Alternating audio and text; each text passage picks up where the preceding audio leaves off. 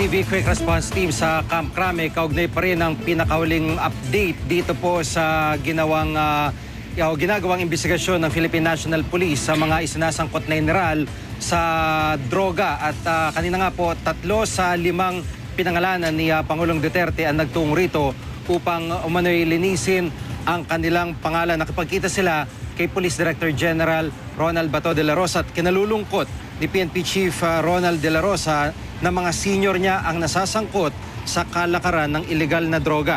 Kanina nakapulong ni Bato ang 3 sa 5 general na sina dating Quezon City Police District Director Chief Superintendent Edgardo Tino, dating Western Visayas Police Regional Director Chief Superintendent Bernardo Diaz at dating NCRPO Chief Joel Pagdilaw. Malungkot daw ang 3 general. Maging si Bato muntik maiyak kasama ng kanyang mga upperclassmen, pero ang payo niya sa kanila, harapin ang investigasyon. Kasama sa meeting ang kinatawan ng NAPOLCOM at DILG. Personal meeting daw ito at ayaw ni General De La Rosa na ihayag kung ano pa ang ibang napag-usapan. Dahil abogado naman ang presidente, tiyak naman daw na may sapat na ebidensya ito, dahil kung wala ay hindi siya basta magsisiwalat. Maaring may mga papangalanan pa raw si Duterte dahil may hawak siyang listahan ng mga pulis na sangkot mula sa general pababa sa PO1 na ranggo. At sa puntong ito, makakausap po natin sa linyang telepono ang isa sa mga inaakusahan na protektor ng mga drug lord, si retired General Vicente Luot, na ngayon ay alkalde na po ng Daan Bantayan sa Cebu. General o Mayor Luot, magandang hapon po sa inyo. Magandang hapon, Jiggy. Apo. Dito po sa pagharap ng 3 general ay of course hindi po kayo kasama kanina, pero ano po ang plano po ninyo at mga kailan ho ba kayo haharap kung sino man po ang nais makausap?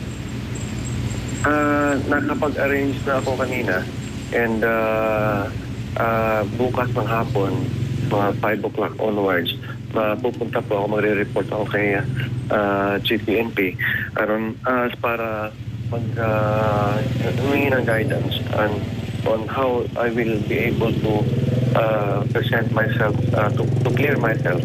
At hingi ako ng giya pa rin kung paano ako makapunta kay Presidente Duterte dahil may sinabi man siya na gusto daw niya kami makita. Apo. So, yun nga po, ang nais nyo ay diretso kay Pangulong Duterte, pero kailangan nyo rin munang dumaan o nagsiset kayo ng appointment ngayon para kay General De La Rosa. Yes, nakaset ako ng appointment at susunod ako kung anong gusto nila mangyari. Itong sa akin ay preliminary lang kung ano pang gusto nilang gawin. Mas mabuti na ng step by step para naman mag-guide din ako dahil malayo itong sa akin. Binabanggit nyo ho na posibleng politika o black propaganda itong nasa likod ng pagkakadawit po ninyo.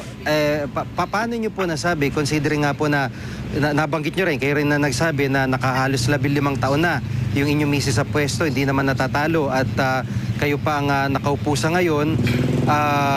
Bukod dyan ay tapos na po eleksyon. So, paano nyo po na i-connect sa politika ito pong pangyayaring ito?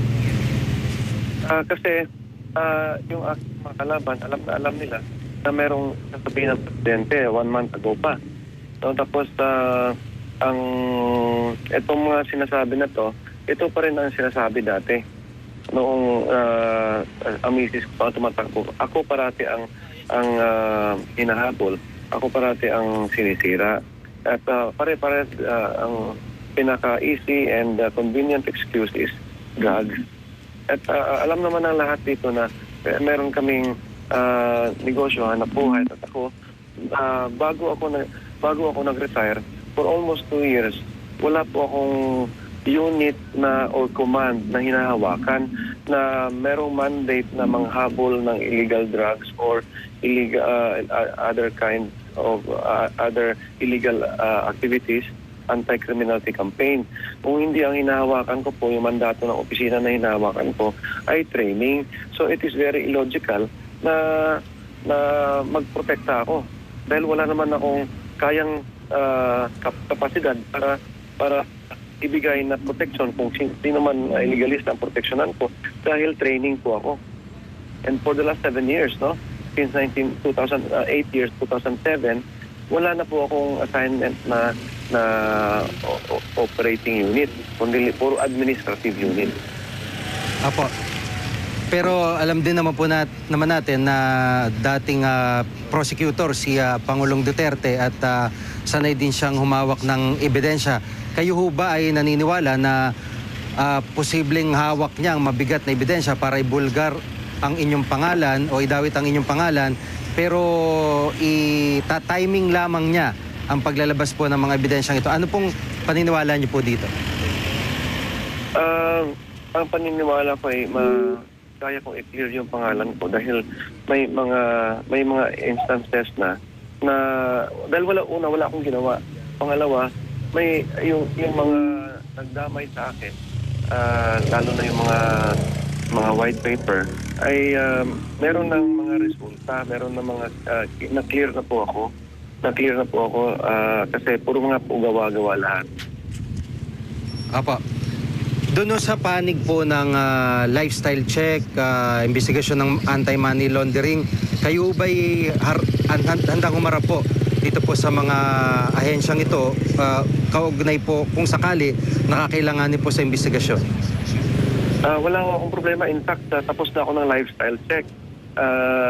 Kung pwede mag-volunteer sana ako kaso lang, hinabol din kami ng kalaban namin sa politika, dinaan nila sa NBI, sa lifestyle check kami ng NBI, hindi kami pinatawag, pinalabas na lang na in-accuse na lang kami kaagad, diniretso sa ombudsman, doon na kami pinasagot, pero na-dismiss na ng ombudsman. Kasi yung aming properties, yung property na nandun doon, property po ng wife ko yun, before pa siya pumasok sa politika. Papo, may binabanggit ho kayong negosyo. Ano po ba yung negosyo ng inyong pamilya na pinapatakbo po ng inyong may bahay? Meron po kaming cockpit sa bungan po dito sa city, sa Mandaue City. Tapos meron po kaming houses for rent. Then merong mga furniture sa misis ko, meron din siya mga alahas. Tapos kung ano-ano lang yan, binibenta ng misis ko, pasuki yan sa Divisoria. Apo. At ito sa pananaw po ninyo, kung pagtugma-tugmain ay magiging kumbagay commensurate po sa lifestyle na meron po kayo sa ngayon po? Hindi naman maluho lifestyle namin eh. Hindi kami nagta-travel, hindi kami nagsusugal. Ako wala akong bisyo, hindi ako umiinom ako pag yung social drinking lang, hindi ako naninigarilyo. Wala akong bisyo. Tapos ang aming bisyo mga may bahay at ang aking mga anak yung pagpunta lang sa mall. Yan ang aming bisyo. Wala kaming ibang bisyo. Apo. Bilang panghuli po, ano ang mensahe nyo kay Pangulong Duterte ngayon nga po na sinisikap nyo na magkaroon ng appointment din sa kanya? Siguro po, ano pong panawagan po ninyo?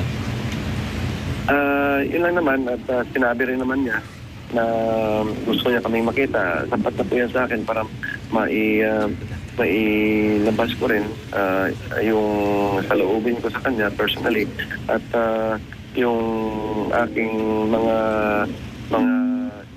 ebidensya kung sakaling kailangan maipresenta ko rin. At siya rin mismo nagsabi na after sa statement niya na imbestagahan at hanapin ang totoo. Ibig sabihin, raw information pa yung nandun dyan. No? Kasi kung in-accuse kami, dapat ngayon pinakasuhan na kami. Kung totoo lahat yan. Opo. Maraming salamat po sa pagkakataon si Retired General at ngayon Mayor Vicente Loot ng Daan Bantayan, Cebu. Sa puto kasama po natin si Police Senior Superintendent Jonardo Carlos, tagapagsalita po ng Philippine National Police. Sir, magandang hapon po sa inyo. Yes, Sir Gigi, magandang hapon po sa lahat ng nanonood ng QRT. Apo, dito sa pangyayari, pagkatapos pangalanan yung mga general, napulsuhan niyo ba yung PNP mismo? Kung ano po naging reaksyon sa pagkaka-identify ni Pangulo Duterte sa mga sinasabi sangkot sa droga? Well, yes, we were monitoring it yesterday. So, nang na-announce nga po yung pangalan ng 5, unang-una ay nalungkot, nagulat po yung ating mga kasama. Ngunit at the end, alam naman po namin na ilalabas yun dahil for so many months ay nababanggit. So, ang hanay po ng pambansang pulisya ay nalungkot. At the same time, ito po ay kami naman po ay professional. Ang amin pong mga kasama ang nasa hanay ay professional at magpapatuloy po. At alam po namin parte po ito ng paglilinis ng hanay ng pambansang pulisya. At the end of the day, we look at it, at the end of the day, we'll be standing proud that we have a good organization. Opo, dito sa pangyayari, paano magiging sunod na proseso? Nasa NAPOLCOM na para sa kaukulang investigasyon po, tama po? Tama po yun, sumunod po sa pinag-utos ng ating Pangulo na humarap ay yung ating pong active duty generals, yung 3 po, na humarap po sa office ni Chief PNP, makausap po ang ating Chief PNP, at mag-take part din po yung NAPOLCOM, DILG on this. So, nangyari po yan kaninang umaga, at bago ho magtanghalian ay yung 3 pong general ay nakausap po sabay-sabay ng ating Chief PNP, Police Director General Ronald De La Rosa, at yun na po na i-turn over po namin ang yung investigation will start na i-turn over po sa NAPOLCOM. Pagkat mayroon pong representative yung NAPOLCOM kaninang umaga po. Apo, yun hong mga binabanggit sa mga reports ay may karagdagang listahan pa si Pangulong Duterte ng mga pulis at local executives. Ang PNP ho ba ay aware dito sa mga listahan ito o hindi po kayo aware? May holdings ang PNP at probably yan nga po meron din pong nahawak ang Pangulo na gagaling sa iba't ibang ahensya, intelligence unit ng ibang ahensya. Yung sa amin po, alam po namin, ini-expect po namin na merong iba pa hong mapapangalanan, iba't ibang level o iba't ibang ranko, at kung ano yung kanilang partisipasyon sa pagpoprotekta o mismong pagtutulak ng illegal na droga. Opo, yung isa po, at least yung pagkakalam ko, yung isa sa 5 pinangalanan niya kahapon, matagal na hong naririnig ko rin sa Intel community na isa sa mga protektor ng ninja ng mga pulis na tinatawag. Kayo ba ay aware na lumulutang na po yung pangalan ng isang general po na yun? Well, receiving information, especially po, not just coming from the intelligence unit but also reports coming from the citizenry, nababasa po. Ngunit ito ay pinapasa po natin sa counterintelligence unit para mag-validate, mag-checking. Oo. So, the result of that ay hindi na po nakakarating sa amin na siya naman pong unang nakakakita ng mga reports na to. Of course, give them due process. Sila po, meron ho kasing mga pagkakataon na sila ay naire-report dahil nga meron sa kanilang pagsiservisyo. So isang posible ho yan. Ngayon, ito pong holdings na sinasabi po ng ating Chief PNP ay nababasa po niya, nakikita po niya ito. Kaya't hindi na rin ho sila nagugulat na mapangalanan yung iba base sa partisipasyon nila dito sa illegal na droga. Opo, so sa panig po ng PNP, naniniwala kayo na solid yung pong ebidensya na hawak niyo laban sa kanila? Yes, mayroon hong pinangahawakan, may holdings, mayroon po tayong validated information at yun po yung ibibigay sa investigating body at papatunayan naman po nung accuse na sila ay that this information are not true. So kaya po idinadaan po natin sa tamang investigasyon. Apo. May reaction ho yung ilang mga kakilala ko sa Mindanao na bakit naman yung may problemang pulis doon dinadala. Parang medyo parang para sa kanila yung mga residente doon na-offend sila na problema sa Maynila dadali sa Mindanao. So ano ho bang masasabi dito ng PNP? Well, two-way ho yan eh.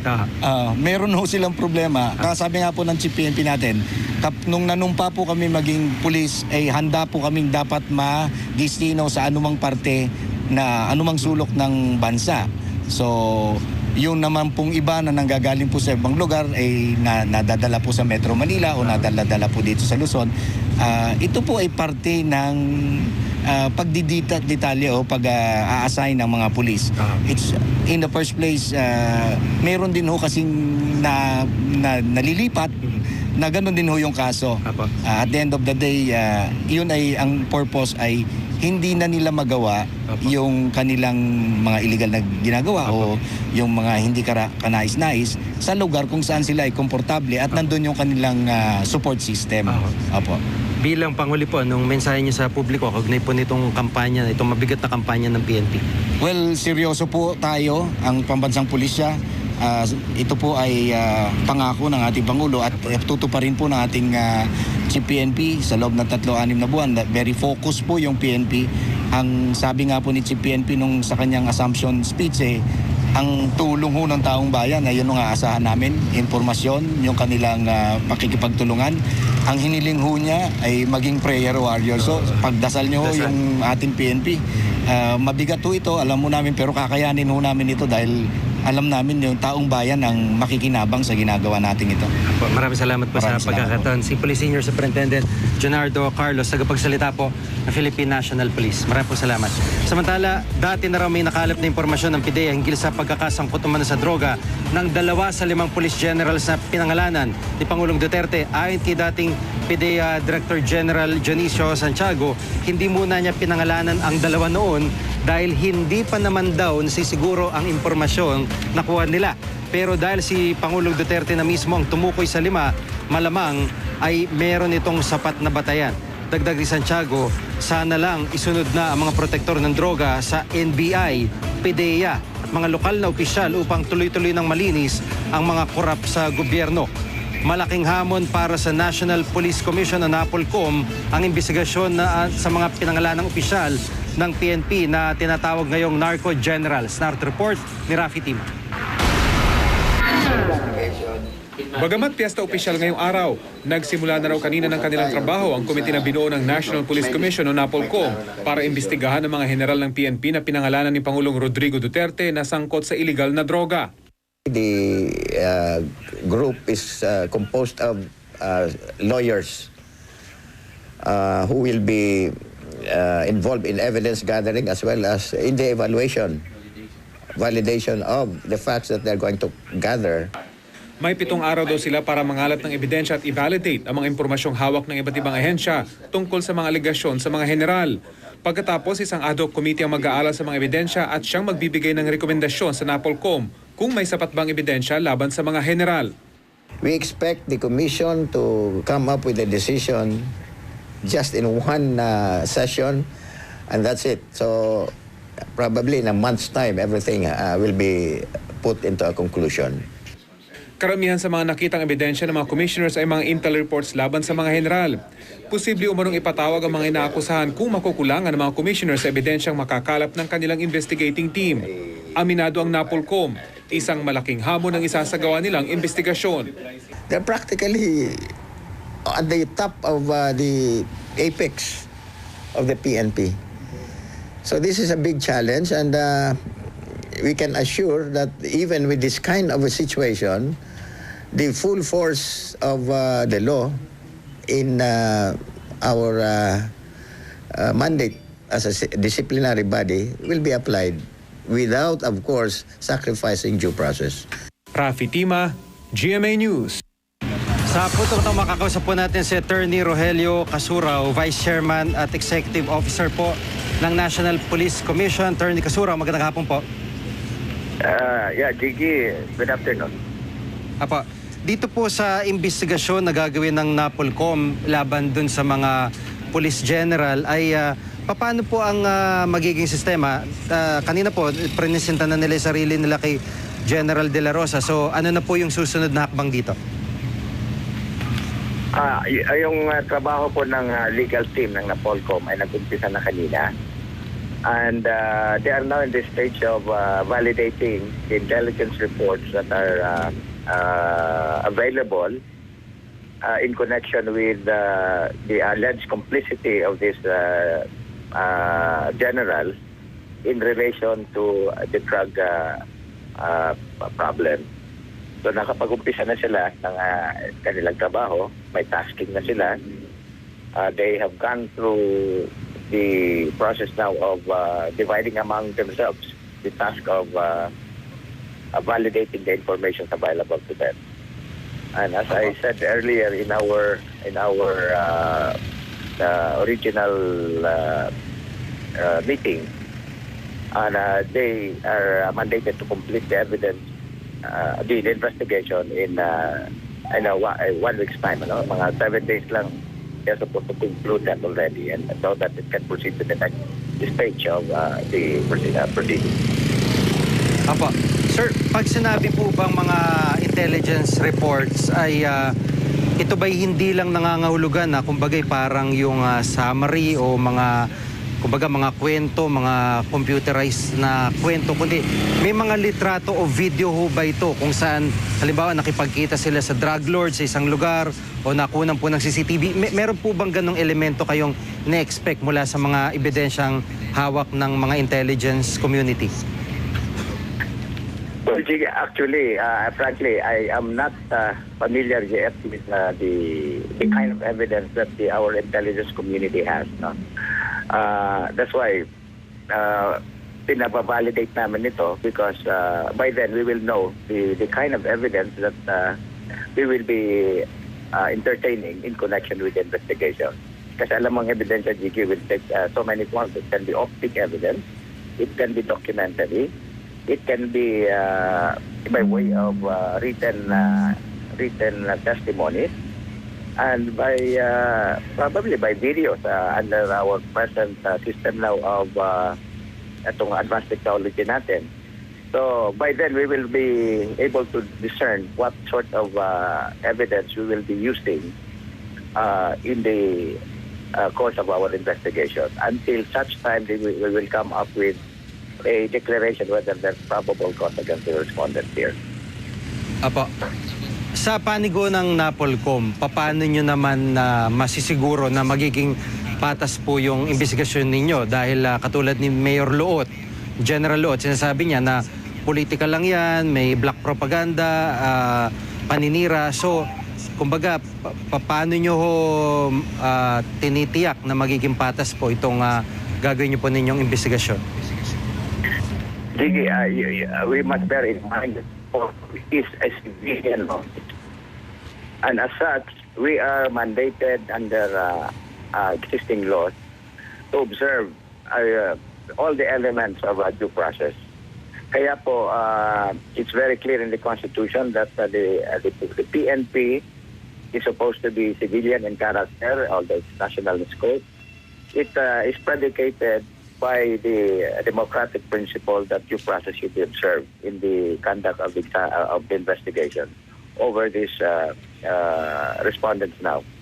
By the way, I would like to emphasize at this early na ang aming investigation will be limited to the 3 police officers who are still in the active service.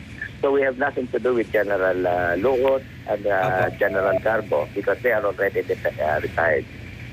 So ang aming concentration ay dito lang sa 3 respondents who are still in the active service. Kasi the most that we can impose is separation from the service. That's the supreme penalty that an administrative body like NAPOLCOM can impose. Yung iba po, they will be proceeded against according to our existing criminal law. So that's a big explanation then that we want the public to understand. Apa.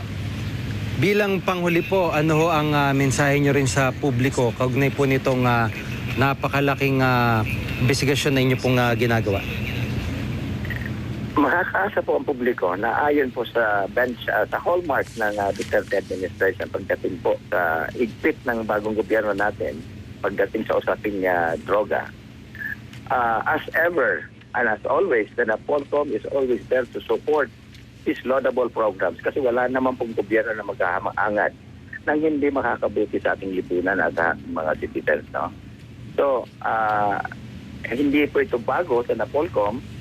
In fact, it is the all-time policy of the Commission na kung ano po ang dapat ikilos ng mga kapulisan, dapat naayon po sa batas. Gaya ng sinasaad ng Republic Act 6975 at Republic Act 8551, in addition to the constitutional provision on how the police should behave vis-a-vis its discharge of the function of maintaining peace and order and to serve and protect our citizens. Hindi pa ito mawawala sa ganong parameters. Apo. Maraming salamat po sa pagkakataon. Si Attorney Rogelio Casurao, Vice Chairman at Executive Officer po ng National Police Commission. Maraming pong salamat. Samantala, Kailangan maipresenta ko rin. At siya rin mismo, nagsabi na after sa statement niya na imbestagahan at hanapin ang totoo. Ibig sabihin, raw information pa yung nandun dyan. No? Kasi kung in-accuse kami, dapat ngayon pinakasuhan na kami. Kung totoo lahat yan. Opo. Maraming salamat po sa pagkakataon si Retired General at ngayon Mayor Salamat, Vicente sige. Loot ng Daan Bantayan, Cebu. Sa puto kasama po natin si Police Senior Superintendent Jonardo Carlos, tagapagsalita po ng Philippine National Police. Sir, magandang hapon po sa inyo. Yes, Sir Gigi, magandang hapon po sa lahat ng nanonood ng QRT. Apo, dito sa pangyayari, pagkatapos pangalanan yung mga general, napulsuhan niyo ba yung PNP mismo? Kung ano po naging reaksyon sa pagkaka-identify ni Pangulo Duterte sa mga sinasabi sangkot sa droga? Well, yes, we were monitoring it yesterday. So nang na-announce nga po yung pangalan ng 5, unang-una nalungkot, nagulat po yung ating mga kasama. Ngunit at the end, alam naman po namin na ilalabas yun dahil for so many months ay nababanggit. So ang hanay po ng pambansang pulisya ay nalungkot. At the same time, ito po ay kami naman po ay professional. Ang amin pong mga kasama ang nasa hanay ay professional at magpapatuloy po. At alam po namin parte po ito ng paglilinis ng hanay ng pambansang pulisya. At the end of the day, we look at it, at the end of the day, we'll be standing proud that we have a good organization. Apo, dito sa pangyayari, paano magiging sunod na proseso? Nasa NAPOLCOM na para sa kaukulang investigasyon po, tama po? Tama po yun, sumunod po sa pinag-utos ng ating Pangulo na humarap yung ating pong active duty generals, yung 3 po, na humarap po sa office ni Chief PNP, makausap po ang ating Chief PNP, at mag-take part din po yung NAPOLCOM, DILG on this. So, nangyari po yan kaninang umaga, at bago ho magtanghalian ay yung 3 pong general ay nakausap po sabay-sabay ng ating Chief PNP, Police Director General Ronald De La Rosa. At yun na po na i-turn over po namin ang yung investigation will start na i-turn over po sa NAPOLCOM. Apo. Pagkat mayroon pong representative yung NAPOLCOM kaninang umaga po. Apo, yun hong mga binabanggit sa mga reports ay may karagdagang listahan pa si Pangulong Duterte ng mga pulis at local executives. Ang PNP ho ba ay aware dito sa mga listahan ito o hindi po kayo aware? May holdings ang PNP but probably yan nga po meron din pong nahawak ang Pangulo na gagaling sa iba't ibang ahensya, intelligence unit ng ibang ahensya. Yung sa amin po, alam po namin, ini-expect po namin na merong iba pa hong mapapangalanan, iba't ibang level o iba't ibang ranko. At kung ano yung kanilang partisipasyon sa pagpoprotekta o mismong pagtutulak ng illegal na droga. Opo, yung isa po, at least yung pagkakalam ko, yung isa sa 5 pinangalanan niya kahapon, matagal na hong naririnig ko rin sa Intel community na isa sa mga protektor ng ninja ng mga pulis na tinatawag. Kayo ba ay aware na lumulutang na po yung pangalan ng isang general po na yun? Well, receiving information, especially po, not just coming from the intelligence unit but also reports coming from the citizenry, nababasa po. Ngunit ito ay pinapasa po natin sa counterintelligence unit para mag-validate, mag-checking. Oo. So, the result of that ay hindi na po nakakarating sa amin na siya naman pong unang nakakakita ng mga reports na to. Of course, give them due process. Sila po, meron ho kasing mga pagkakataon na sila ay naire-report dahil nga meron sa kanilang pagsiservisyo. So isang posible ho yan. Ngayon, ito pong holdings na sinasabi po ng ating Chief PNP ay nababasa po niya, nakikita po niya ito. Kaya't hindi na rin ho sila nagugulat na mapangalanan yung iba base sa partisipasyon nila dito sa illegal na droga. Opo, so sa panig po ng PNP, naniniwala kayo na solid yung pong ebidensya.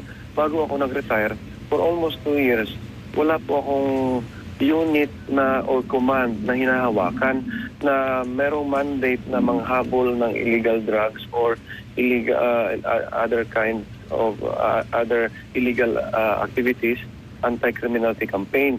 Kung hindi ang hinahawakan ko po, yung mandato ng opisina na hinahawakan ko ay training. So it is very illogical na magprotekta ako dahil wala naman akong kayang kapasidad para ibigay na protection kung sino man illegalista ang proteksyonan ko dahil training po ako. And for the last 7 years, no?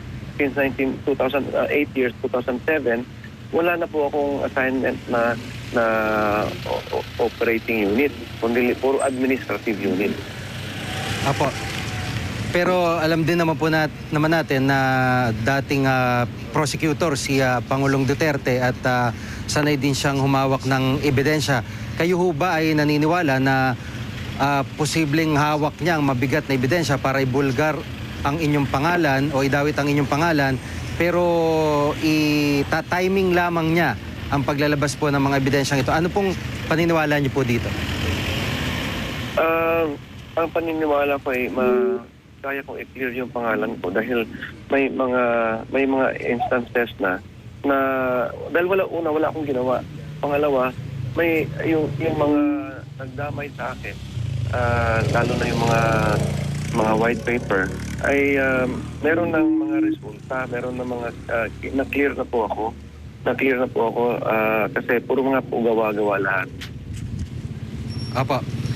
Doon sa panig po ng lifestyle check, investigasyon ng anti-money laundering, kayo ba'y handang humarap po dito po sa mga ahensyang ito, kaugnay po kung sakali nakakailanganin po sa investigasyon?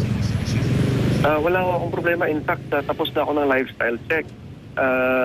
Kung pwede mag-volunteer sana ako kaso lang, hinabol din kami ng kalaban namin sa politika, dinaan nila sa NBI, lifestyle check kami ng NBI, hindi kami pinatawag, pinalabas na lang na in-accuse na lang kami kaagad, diniretso sa ombudsman, doon na kami pinasagot, pero na-dismiss na ng ombudsman. Kasi yung aming properties, yung property na nandun doon, property po ng wife ko yun, before pa siya pumasok sa politika. Opo. May binabanggit ho kayong negosyo. Ano po ba yung negosyo ng inyong pamilya na pinapatakbo po ng inyong may bahay? Meron po kaming cockpit sa bungan po dito sa city, sa Mandaue City. Tapos meron po kaming houses for rent. Then merong mga furniture sa misis ko, meron din siya mga alahas. Tapos kung ano-ano lang yan, binibenta ng misis ko, pasuki yan sa Divisoria. Apo. At ito sa pananaw po ninyo, kung pagtugma-tugmain ay magiging kumbagay commensurate po sa lifestyle na meron po kayo sa ngayon po? Hindi naman maluho lifestyle namin eh. Hindi kami nagta-travel, hindi kami nagsusugal. Ako wala akong bisyo, hindi ako umiinom ako pag yung social drinking lang, hindi ako naninigarilyo. Wala akong bisyo. Tapos ang aming bisyo mga may bahay at ang aking mga anak yung pagpunta lang sa mall. Yan ang aming bisyo. Wala kaming ibang bisyo. Apo. Bilang panghuli po, ano ang mensahe nyo kay Pangulong Duterte ngayon nga po na sinisikap nyo na magkaroon ng appointment din sa kanya? Siguro po, ano pong panawagan po ninyo? Yun lang naman at sinabi rin naman niya na gusto niya kaming makita. Sapat na po yan sa akin para mailabas ko rin yung saloobin ko sa kanya personally at yung aking mga ebidensya kung sakaling kailangan. TV Quick Response Team sa Camp Crame, kaugnay pa rin ang pinakahuling update dito po sa ginagawang investigasyon ng Philippine National Police sa mga isinasangkot na general sa droga. At kanina nga po, 3 sa 5 pinangalanan ni Pangulong Duterte ang nagtungo rito upang umano'y linisin ang kanilang pangalan. Nakipagkita sila kay Police Director General Ronald Bato de la Rosa at kinalulungkot ni PNP Chief Ronald de la Rosa na mga senior niya ang nasasangkot sa kalakaran ng ilegal na droga. Kanina nakapulong ni Bato ang 3 sa 5 general na sina dating Quezon City Police District Director Chief Superintendent Edgardo Tino, dating Western Visayas Police Regional Director Chief Superintendent Bernardo Diaz at dating NCRPO Chief Joel Pagdilaw. Malungkot daw ang 3 general. Maging si Bato muntik maiyak kasama ng kanyang mga upperclassmen, pero ang payo niya sa kanila, harapin ang investigasyon. Kasama sa meeting ang kinatawa ng NAPOLCOM at DILG. Personal meeting daw ito at ayaw ni General De La Rosa na ihayag kung ano pa ang ibang napag-usapan. Dahil abogado naman ang presidente, tiyak naman daw na may sapat na ebidensya ito, dahil kung wala ay hindi siya basta magsisiwalat. Maaring may mga papangalanan pa raw si Duterte dahil may hawak siyang listahan ng mga pulis na sangkot mula sa general pababa sa PO1 na ranggo. At sa puntong ito, makakausap po natin sa linyang telepono ang isa sa mga inaakusahan na protektor ng mga drug lord, si retired General Vicente Luot, na ngayon ay alkalde na po ng Daan Bantayan sa Cebu. General o Mayor Luot, magandang hapon po sa inyo. Magandang hapon, Jiggy. Apo, dito po sa pagharap ng 3 general ay of course hindi po kayo kasama kanina, pero ano po ang plano po ninyo at mga kailan ho ba kayo haharap kung sino man po ang nais na makausap? Nakapag-arrange na ako kanina and bukas ng hapon, mga 5 o'clock onwards, pupunta po ako, magre-report ako kay Chief PNP para humingi ng guidance on how I will be able to present myself, to clear myself, at hingi ako ng giya pa rin kung paano ako makapunta kay Presidente Duterte, dahil may sinabi man siya na gusto daw niya kami makita. Apo. So, ang yun nga po, ang nais nyo ay diretso kay Pangulong Duterte, pero kailangan nyo rin munang dumaan o nagsiset kayo ng appointment ngayon para kay General De La Rosa. Yes, nakaset ako ng appointment at susunod ako kung anong gusto nila mangyari. Itong sa akin, preliminary lang kung ano pang gusto nilang gawin. Mas mabuti na ng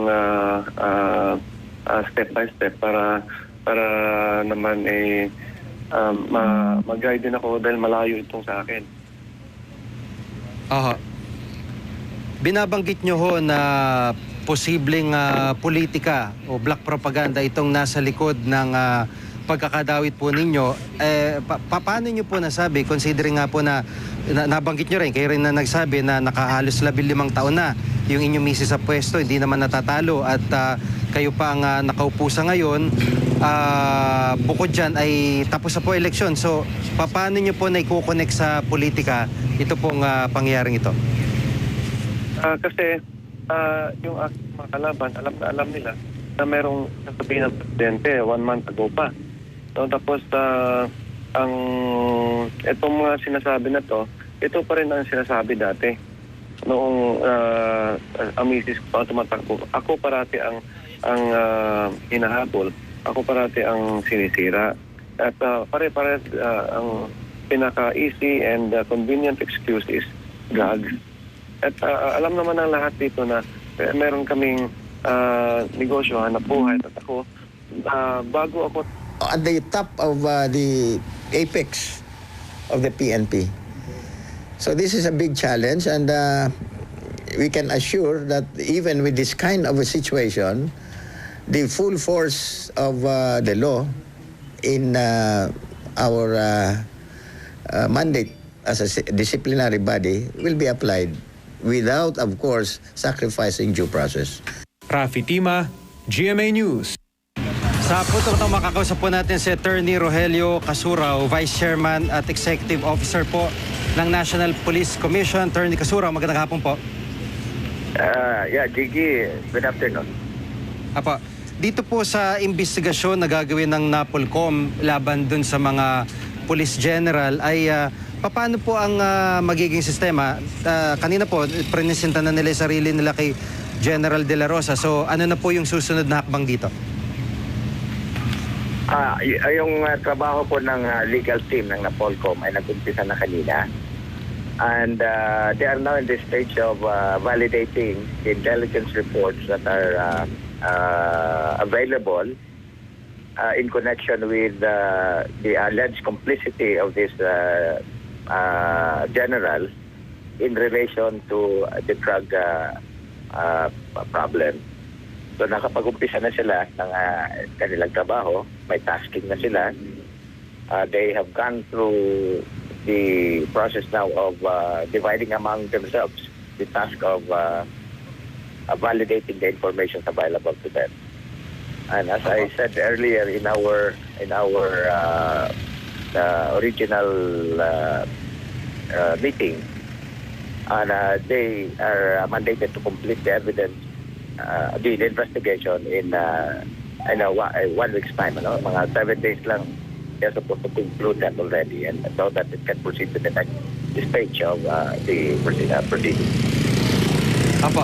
Sir, pag sinabi po bang mga intelligence reports ay ito ba'y hindi lang nangangahulugan na kumbagay parang yung summary o mga kumbaga mga kwento, mga computerized na kwento, kundi may mga litrato o video ho ba ito kung saan halimbawa nakipagkita sila sa drug lord sa isang lugar o nakunan po ng CCTV? Meron po bang ganong elemento kayong na-expect mula sa mga ebidensyang hawak ng mga intelligence community? Well, Jiggy, actually, frankly, I am not familiar yet with the kind of evidence that our intelligence community has. No? That's why pinabavalidate namin ito because by then we will know the kind of evidence that we will be entertaining in connection with the investigation. Kasi alam mong ebidensya, Jiggy, will take so many forms. It can be optic evidence, it can be documentary, it can be by way of written testimonies, and by probably by videos under our present system now of itong advanced technology natin. So by then we will be able to discern what sort of evidence we will be using in the course of our investigation. Until such time we will come up with a declaration whether there's probable cause against the respondent here. Apo. Sa panigo ng NAPOLCOM, paano nyo naman masisiguro na magiging patas po yung investigasyon ninyo? Dahil katulad ni Mayor Luot, General Luot, sinasabi niya na politika lang yan, may black propaganda, paninira. So, kumbaga, paano nyo tinitiyak na magiging patas po itong gagawin nyo po ninyong investigasyon? Jiggy, we must bear in mind that it is a civilian law. And as such, we are mandated under existing laws to observe all the elements of due process. Kaya po, it's very clear in the Constitution that the PNP is supposed to be civilian in character, although it's national in scope. It is... Siya nahawak niyo laban sa kanila? Yes, mayroon hong pinangahawakan, may holdings, mayroon po tayong validated information at yun po yung ibibigay sa investigating body at papatunayan naman po nung accuse na sila ay that this information are not true. So kaya po idinadaan po natin sa tamang investigasyon. Apo. May reaction ho yung ilang mga kakilala ko sa Mindanao na bakit naman yung may problemang pulis doon dinadala. Parang medyo parang para sa kanila yung mga residente doon na-offend sila na problema sa Maynila dadali sa Mindanao. So ano bang masasabi dito ng PNP? Well, two-way ho yan eh. Meron ho silang problema. Kasabi nga po ng Chief PNP natin, nung nanumpa po kami maging pulis, ay handa po kaming dapat ma-destino sa anumang parte na anumang sulok ng bansa. So, yung naman pong iba na nanggagaling po sa ibang lugar ay nadadala po sa Metro Manila o nadala-dala po dito sa Luzon. Ito po ay parte ng pagdidetalye o pag-a-assign ng mga pulis. It's in the first place, meron din ho kasing nalilipat na gano'n din ho yung kaso. At the end of the day, yun ay ang purpose ay hindi na nila magawa yung kanilang mga illegal na ginagawa o yung mga hindi kanais-nais sa lugar kung saan sila ay komportable at nandun yung kanilang support system. Opo. Bilang Pangulo po, anong mensahe niyo sa publiko kaugnay po nitong kampanya, itong mabigat na kampanya ng PNP? Well, seryoso po tayo, ang pambansang pulisya. Ito po ay pangako ng ating Pangulo at tutuparin po ng ating Chief PNP sa loob ng 3-6 na buwan. Very focused po yung PNP. Ang sabi nga po ni Chief PNP nung sa kanyang assumption speech ang tulong ho ng taong bayan ay yun ang aasahan namin, informasyon, yung kanilang pakikipagtulungan. Ang hiniling ho niya ay maging prayer warrior. So pagdasal niyo ho yung ating PNP. Mabigat ho ito, alam mo namin, pero kakayanin ho namin ito dahil alam namin yung taong bayan ang makikinabang sa ginagawa natin ito. Maraming salamat po sa pagkakataon. Si Police Senior Superintendent Jonardo Carlos, tagapagsalita po ng Philippine National Police. Maraming po salamat. Samantala, dati na raw may nakalap na impormasyon ng PIDEA hinggil sa pagkakasangkot umano sa droga ng 2 sa 5 police generals na pinangalanan ni Pangulong Duterte. Ayon kay dating PIDEA Director General Dionisio Santiago, hindi muna niya pinangalanan ang 2 noon dahil hindi pa naman daw nasisiguro ang impormasyon na kuha nila. Pero dahil si Pangulong Duterte na mismo ang tumukoy sa 5, malamang ay meron itong sapat na batayan. Dagdag ni Santiago, sana lang isunod na ang mga protektor ng droga sa NBI, PIDEA at mga lokal na opisyal upang tuloy-tuloy ng malinis ang mga korap sa gobyerno. Malaking hamon para sa National Police Commission o NAPOLCOM ang investigasyon na sa mga pinangalanang opisyal ng PNP na tinatawag ngayong Narco Generals. Narco report ni Rafi Tim. Bagamat piyesta opisyal ngayong araw, nagsimula na raw kanina ng kanilang trabaho ang komite na binuo ng National Police Commission o NAPOLCOM para imbestigahan ang mga general ng PNP na pinangalanan ni Pangulong Rodrigo Duterte na sangkot sa illegal na droga. The group is composed of lawyers who will be involved in evidence gathering as well as in the validation of the facts that they're going to gather. May 7 araw daw sila para mangalap ng ebidensya at i-validate ang mga impormasyong hawak ng iba't ibang ahensya tungkol sa mga alegasyon sa mga general. Pagkatapos, isang ad hoc committee ang mag-aaral sa mga ebidensya at siyang magbibigay ng rekomendasyon sa NAPOLCOM kung may sapat bang ebidensya laban sa mga general. We expect the commission to come up with a decision just in one session, and that's it. So probably in a month's time, everything will be put into a conclusion. Karamihan sa mga nakitang ebidensya ng mga commissioners ay mga intel reports laban sa mga general. Posible umanong ipatawag ang mga inaakusahan kung makukulangan ng mga commissioners sa ebidensyang makakalap ng kanilang investigating team. Aminado ang NAPOLCOM, isang malaking hamon ang isasagawa nilang investigasyon. They're practically